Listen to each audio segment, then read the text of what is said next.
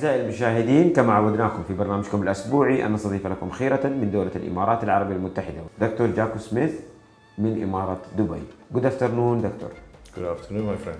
At the first, we would like to know who is Jaco Smith.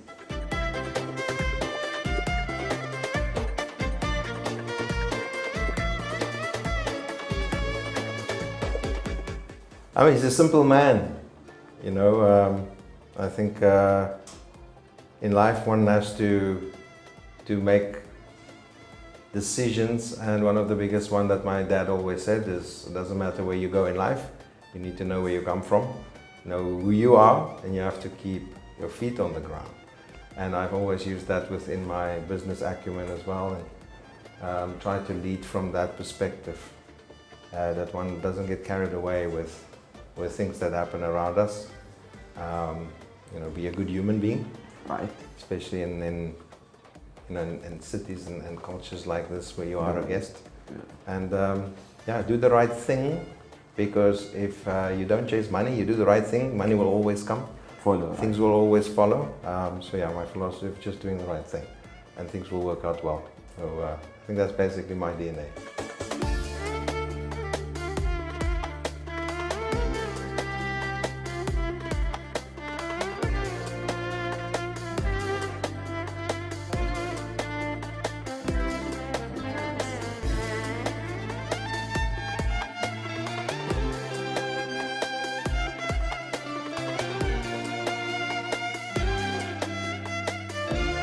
The person to come in last 23 years to the United Arab Emirates. Today he has his name, he put his name in Dubai and it's shine. We would like to know more how the idea came, from where you came, and why and how you chose to Dubai, to invest in Dubai. I was born and raised in South Africa, British passport. So I finished my studies. I then went back to the UK to look up my family and to spend time there. So I spent about 7 years in the UK. In that time, I've had patients from this region coming to visit us in London. MashaAllah. And one of the families that visit frequently was the royal family of Bahrain. Mm-hmm. And they have their own facilities in Bahrain. That time, it was end of 1990s. And they asked me on occasion to come over and work as a locum dentist when their dentist left for holidays. I took the opportunity. First time I've ever come to this part of the world. I got to know Bahrain. I was really, really impressed with Bahrain and what they have managed to do in their history. And in those days and times that I visited, I took the opportunity to come and see Dubai, because there was already a little buzz in the UK about Dubai. Certain people were favoring Dubai instead of going to Spain, and I found it interesting. And because I was so close to Dubai, 1 hour flight, I thought, well, if I have some time, I'll come and visit. And when I landed here, yeah, I was blown away with what I already seen happening and what was planned. Burj Khalifa at that stage was just a billboard. There was nothing there. Burj Al Arab was already there, and that was fantastic. But I mean, everything that we now know as standard, Madinat was still in construction. Right. The palm was nothing. There is no palm. So you could just imagine, or the imagination that was here. And when I was then contemplating the next stage of my journey and my life, it was going to be Australia. And after learning and seeing and experiencing this region, I had an opportunity come across my path where I could invest in Dubai, buying a clinic, and I took it with open hands, because I always thought Dubai, that time I could see there's a lot of potential. The leaders here have a beautiful vision, and I wanted to be part of it. And yes, so many years later, we made the right decision.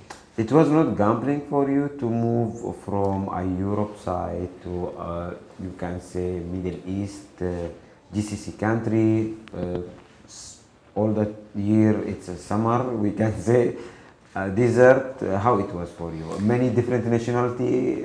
There's certain things that is important to every human being. And I grew up in a country where the sun shines. In Africa, we have a lot of cultures and we have different languages.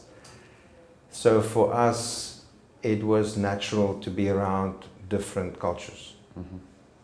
And I then found my reasoning for leaving the UK. The weather was not fantastic, and this part of the world, you know, I could swim in the sea, I can play golf. Yes, the summers were hot.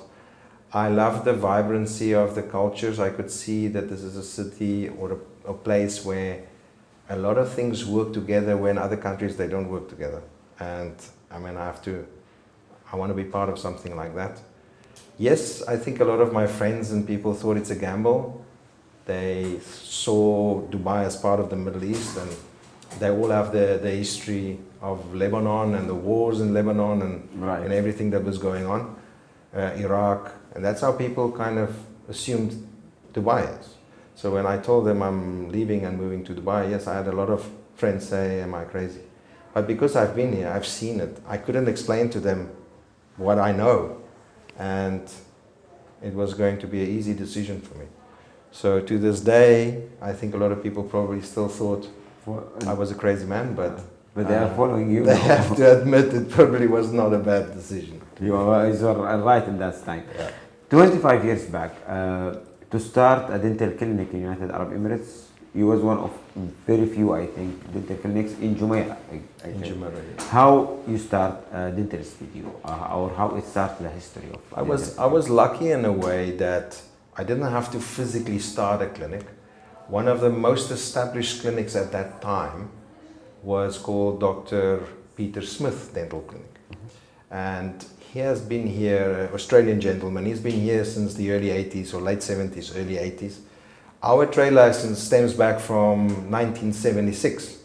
So the clinic has been continual going till now. So when I had the opportunity to come to Dubai, he was in the stages of retiring and wanted to go back to Australia, and the clinic came up for sale. You take the opportunity. I thought it was. That was a risky move though, because if people now know how the old Dubai looked, and not just the new shiny Dubai, it was in an area called Sheikh Rashid Villas, and it was on Al Wasl Road, but it was off Al Wasl Road. We didn't have clinics on Al Wasl Road at that time, or Beach Road like you have now. It was in a little neighborhood next to the Falcon Hospital, and it was all expat old houses, but that clinic has been there since 1976. So when I arrived, I remember clearly on the day that I came to see the clinic for the first time and they took me around, I was devastated to see it. Think, oh God, am I buying this? Am I going to invest in this place, this building? Because it was not what we know. This is not this anyway, you know. So I just, when I actually seen it and I got to know the area, I just fell in love with it. You know, it was palm trees and it was the Falcon Hospital, and I got to know the gentleman there, and there was an old expat chiropractic doctor in the next villa, and it was just this amazing expat community. And Dubai was so small that all the people knew that clinic in old Sheikh Rashid Villas. They all knew these things. It was not today, there's a gazillion more clinics. So back in those days, we didn't have to fight for the space. Unfortunately, old Sheikh Rashid Villas made way for very new villas a few years later. I kept the name Dr. Peter Smith Dental Clinic, and when we had to move that clinic in 2005, 2006, I established it in Al Shif Road into a new villa, and at that time I took the opportunity to rebrand myself into the dental studio. The idea behind it, at the time we had very well-known clinics like Dr. Nicholas and Dr. Michael, and I just didn't want to put my name to a clinic, because I felt that the model that I wanted to create was going to be a multi-speciality model, and it is focused on the patient, not focused on the doctor. I don't want to be famous. So I focus the brand. People can trust in the brand, that we bring together the best doctors so that they can walk away with the best result, and you know, a brand that they can trust instead of a name that they can. It's just it was my thinking at that stage, and that was when the brand Dental Studio was born, 2006. After rebrand, we need to have a strong team. We need to have a special, we can say, strategy to select the right team as you rebrand the dental clinic. Yes. How you do with that? The philosophy that I mentioned of having a multidisciplinary or multi-speciality function or setup was important for me, because luckily for me, in my days after finishing my studies and working in the UK, I was taken under the wing by a mentor, and he had multiple clinics, but his model was based exactly on that. That no one doctor or dentist, although we learn everything in university, but when you do start to work, no one doctor can do everything. Right. You have to at some point specialize and be interested in certain things. And I quickly became interested in cosmetic dentistry, but I need somebody to do the surgery. I needed a hygienist to do the cleaning. I needed an orthodontist to do the orthodontics. I could do them at that stage. I was very You cannot do confident, everything. but I didn't want to be that. Everything. And that, in my view, was also not giving the best treatment to the patient, because I think an orthodontist is better than me just doing some orthodontics. Right. And I quickly started to establish and looked for and interviewed and hired very competent specialists to join my team originally. And then we started catering for all the services. And with that as a base, we then expanded over the years to remain a multidisciplinary, multi-speciality clinic, but obviously now having more specialists within each discipline. 2008 till end of 2010, it was a world financial crisis. I remember well. How it was with you? The funny thing is with dentistry, or I would say medical services, you don't have a lot of highs and you don't have a lot of lows. And that's why I think people in this region find it interesting to invest in medical services. It is very stable, even through financial crises. The only time I think we really struggled was COVID, but then everything struggled. But through any financial crisis, we did okay. People still initially may not want to look after their health, but they ultimately look after their health more than they would probably buy a property or do something else. Right. So we found that it was relatively stable. We lost money. I mean, those days we had post-dated checks and all those kind of financial systems running. And you know, I remember the days where the people went to the airport and just left the cars in the Right. parking lot. They obviously also left me with all the post-dated checks for their orthodontic treatments. But you was trusting in Dubai. Funny enough, you know, a check was as good as gold. Right. So there was no reason to not. And there was this element of trust. That's what we build our business on. And no one ever knew that it would change that quickly, and people were forced to leave Dubai that fast. And yeah, so we did take a bit of a financial hammering there, but it was a good learning curve, because we subsequently came back stronger, and we changed our systems of To reduce the cost, having to know yeah, how our to risks. spend, all these things. We got better at managing our financial risks. And as a businessman, it's great. You know, this is where you learn. You don't learn from the success. You learn from these kind of things. End of 2012, the social media start till 18. It was a big difference.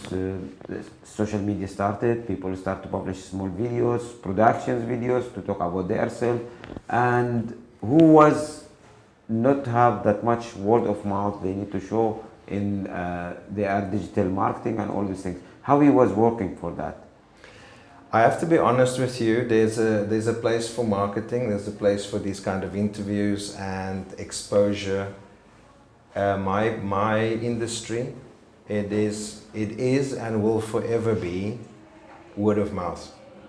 85% of what we do and our new patients come through word of mouth. Patients that go out, they're happy with our service, they go tell their friends at a dinner party or at a club, at a social event, and we gain more patients that way. Dubai, although it's a big city now, it's still very powerful.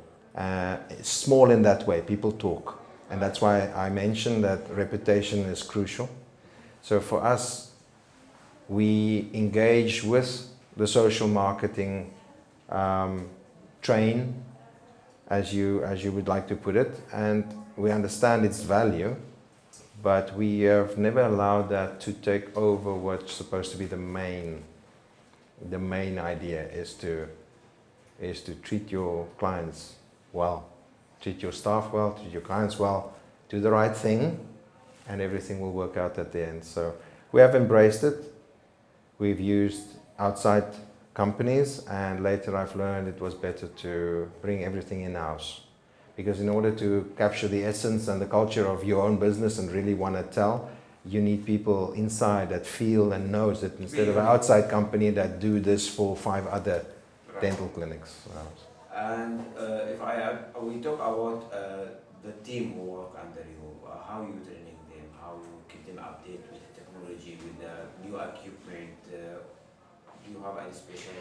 The great thing about dentistry is it moves as fast as computer science. Right. So we as dentists or medical professionals always have to be at the forefront of what we do and our knowledge.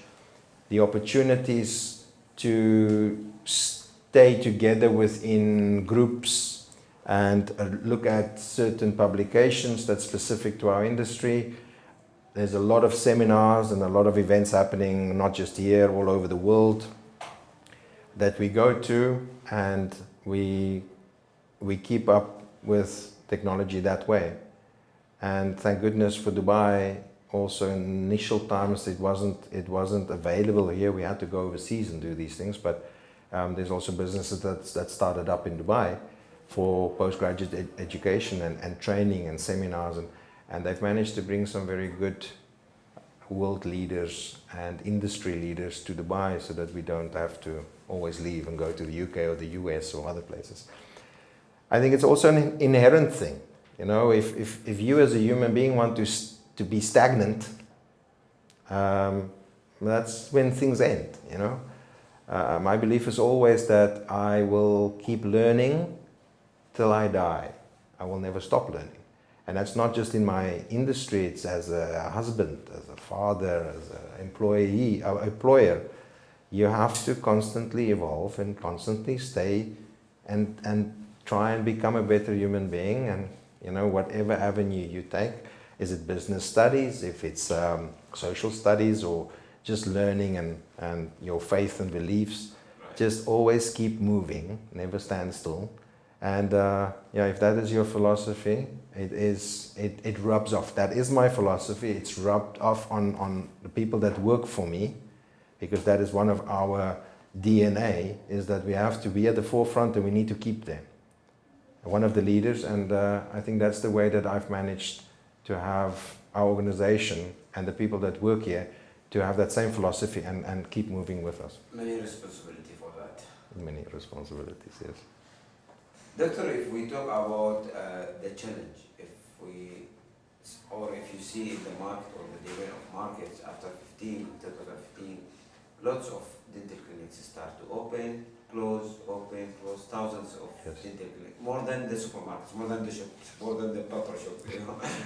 How he was watching the market when it was opening daily, a lot of dental clinics, many doctors, many different technology which show also in social media, some of them not right what they say.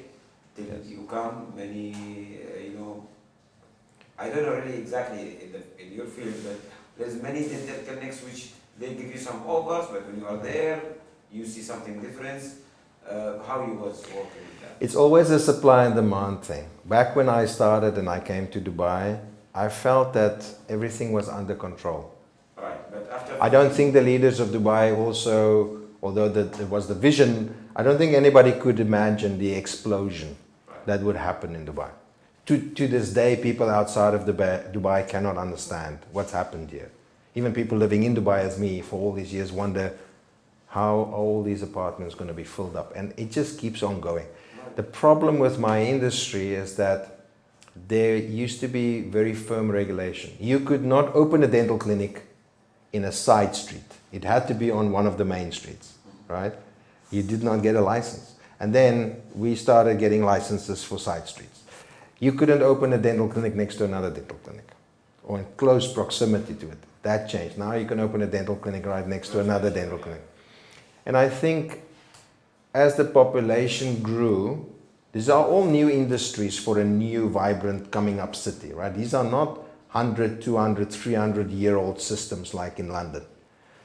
And any city that suddenly grows like that and all these people coming in, they need services. So the DHA was, I guess, forced to accept more and more applications for clinics. And at some point, I think the focus is more on the growth of Dubai and other things, and people don't necessarily count, maybe these amount of clinics are enough for the population. Oh, but the new stat comes in, this population will look like that in the next 6 months. Okay, more clinics, and we just sign up more clinics. And what you are creating when you do that is, one, we'd lose a bit of control on the quality of things. It is now, all of those numbers may come through the airport, they may come and visit, but they don't necessarily stay. You have opened all these clinics, which is good for the government as well. But there's not enough patients. Now you have a supply and demand issue. And what goes first is quality, because the price becomes a war now. Now you have these cases where I can do full mouth veneers 20 for 10,000 or 8,000 dirhams.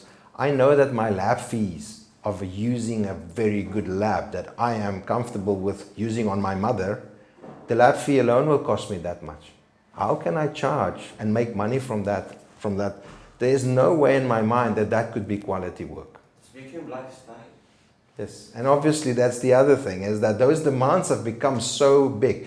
You have all the nationalities around, and some of them love that kind of thing. And at the end of the day, they want it.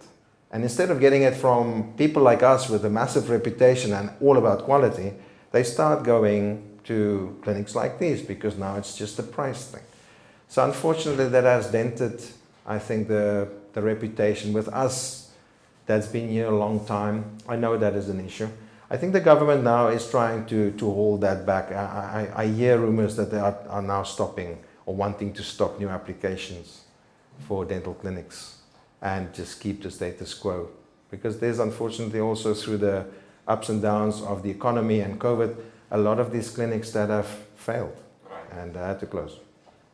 What's your advice for the patient? My advice always for a patient is to ask the right questions. And the right question is not how much it costs. That's not the right question. I've asked those questions a lot of times when I buy a car and all of that, but there's a lot more to your decision-making process than how much does it cost. And I think if you ask the right questions, and it's our responsibility to actually give that information even before they have to ask that question. One thing, a reputation you cannot change. So look at reputable clinicians or clinics, or be it dental or medical or whatever you want to do. People with a reputation, and that's been in the market a long time, that has longevity, something must be okay with a business like that. Because in this part of the world, you're only as good as the next patient that you treat because of word of mouth. So look at reputation. The information that's given over, is it information that can help you to make a decision?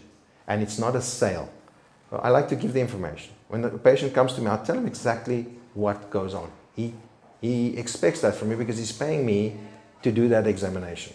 I make it clear. I don't sell him.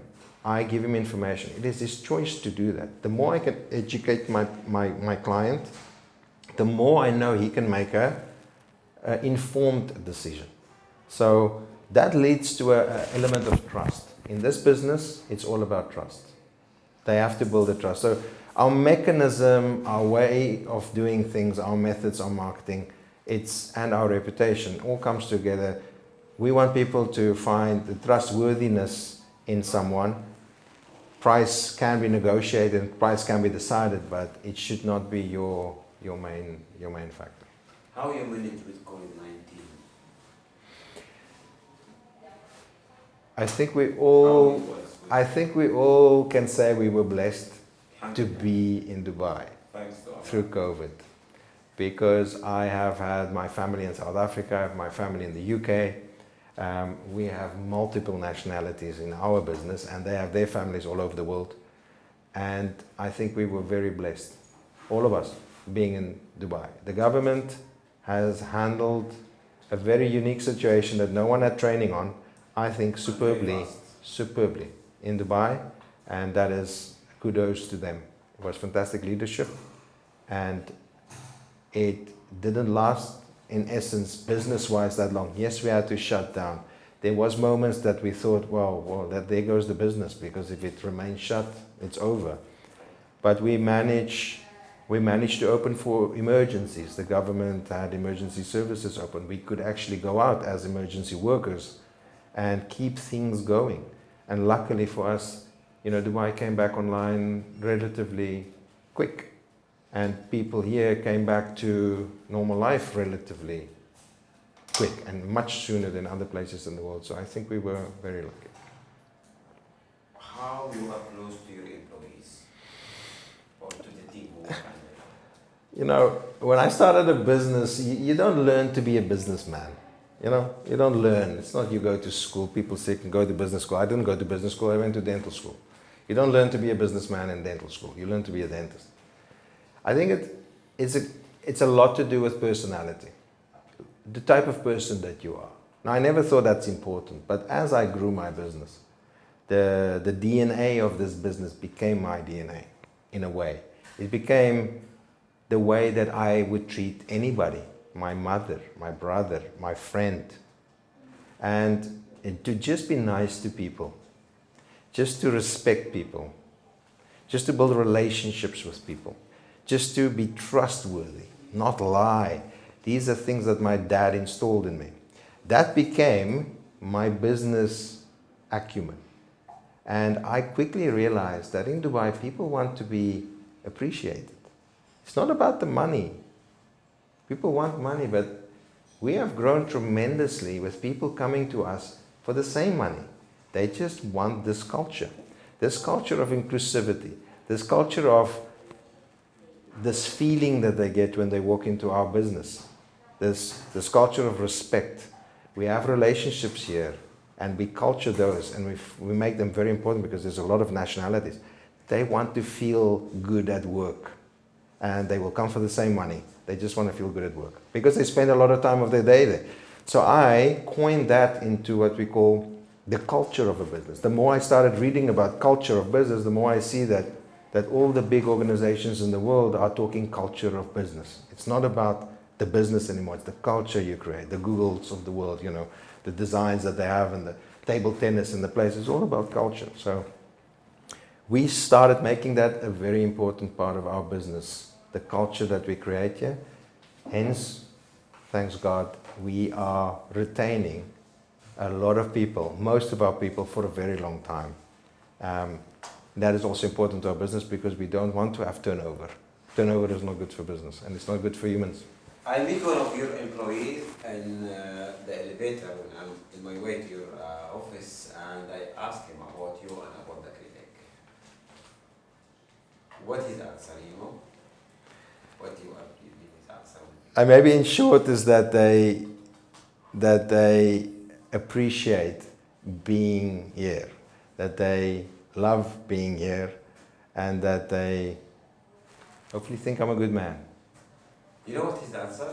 Tell me. He said it was my dream to work in this place. He's just new, 1 month back, but he's really happy for what he see and what he do at the moment. Fantastic. You need to give me his name. I can give him a raise. He's in housekeeping. He's in a house- keeping store.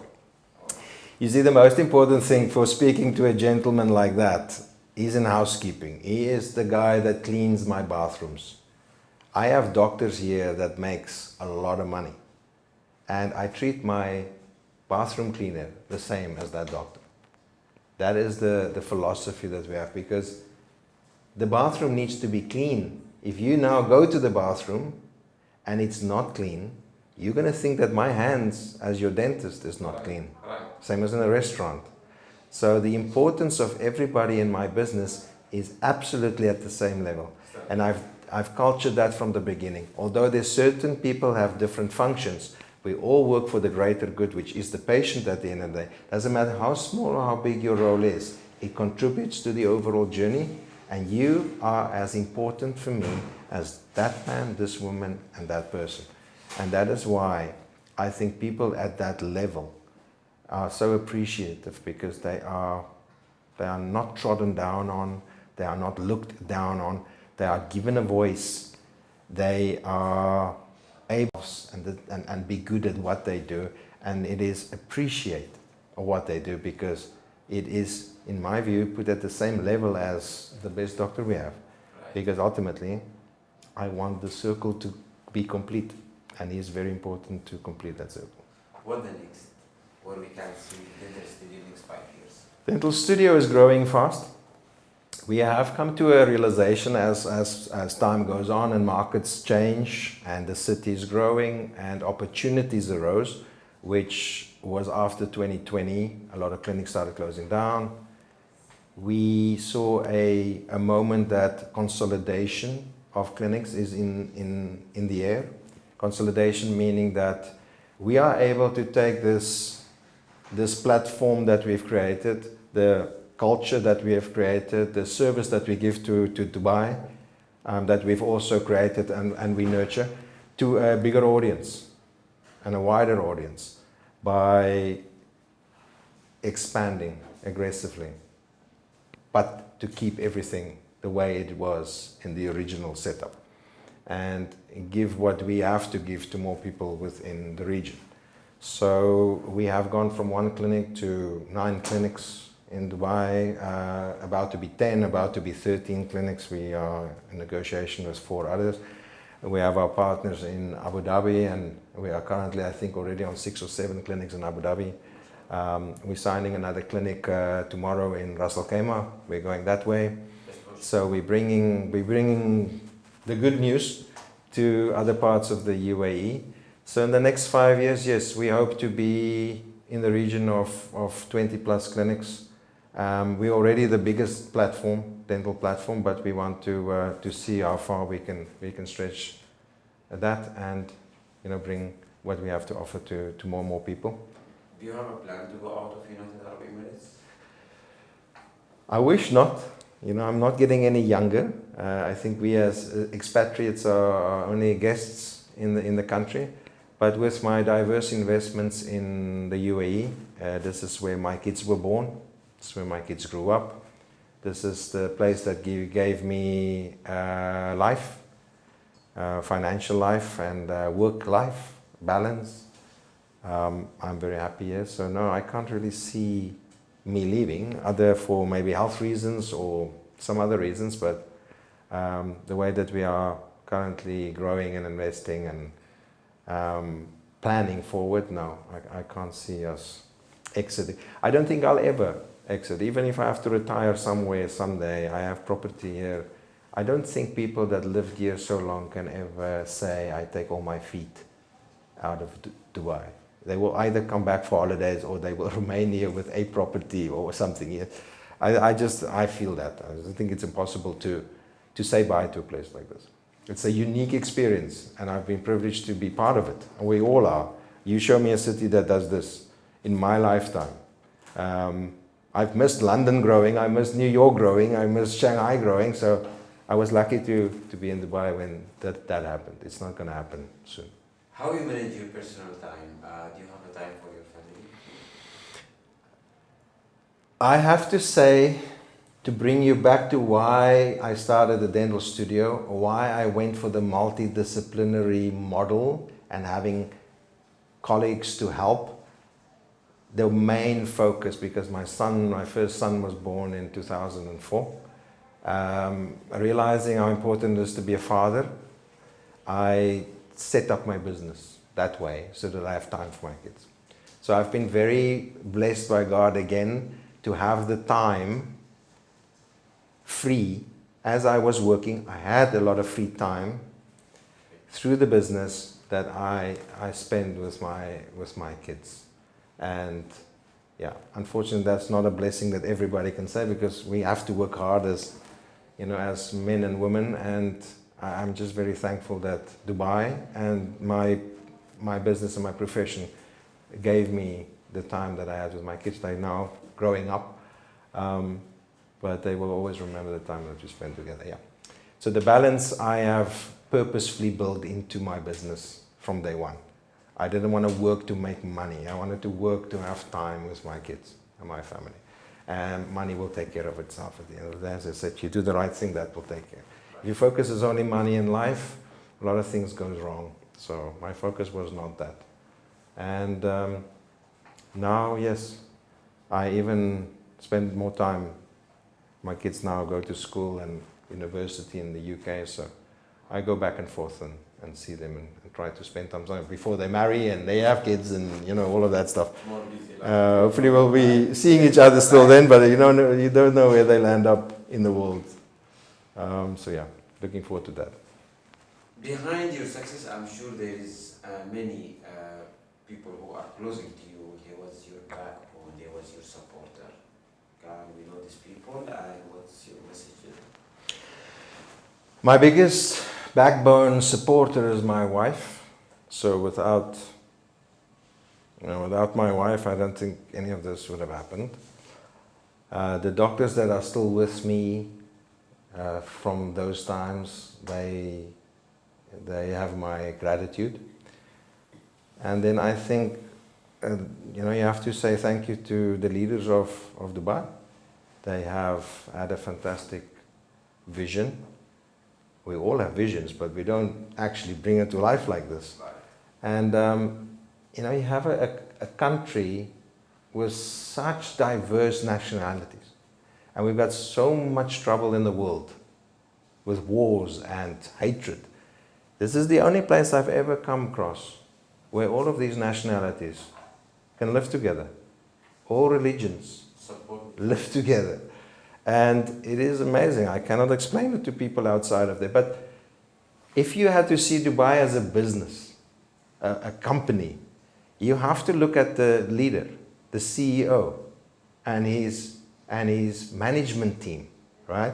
Because the company is only as great as the leader at the top. That's what I believe, and that's what I'm trying to do. The dental studio company will only be as good as I am a leader. If my cleaner stops saying that this is his dream to work here, the leader is failing. And then it starts to form cancer, and these businesses tend to struggle. So I believe that's the same thing. If I have to put Dubai into a company structure, we have fantastic leadership. They lead by example. I remember the days where I probably still do, but in the early days you could write a letter to Sheikh Mohammed and they answered me. Till now. I have not written, maybe I should write him again. But where in your life will you find something like that? And that was just always amazing to me. And I actually, funny enough, I've had my mentors, I've had my reasons, my family and all of that for what I'm doing. And what I've created here is a big part of my personality, my DNA. But I've learned a lot from the leadership of Dubai. Because to do something like this at this scale and to still make it work, I take my hat off to them. And I've learned a lot as to be available, reachable, like they are, where you can still write to them or call them and they listen. And, thanks to that example set, I think a lot of us, I call business guys in Dubai that build businesses, took that path as well and understood that leads to success. And it's just the right thing to do. So, to be honest, I don't know how they do it, but they are doing a fantastic job. And I have to say thank you for that, because they have given people like me the opportunity to make a fantastic life for not just my family, but for the 150 plus people that are working for me. I would never have had that opportunity elsewhere. Thank you for your time to the Emarati program. Pleasure. More success, inshallah, and all the best for you. Thank you.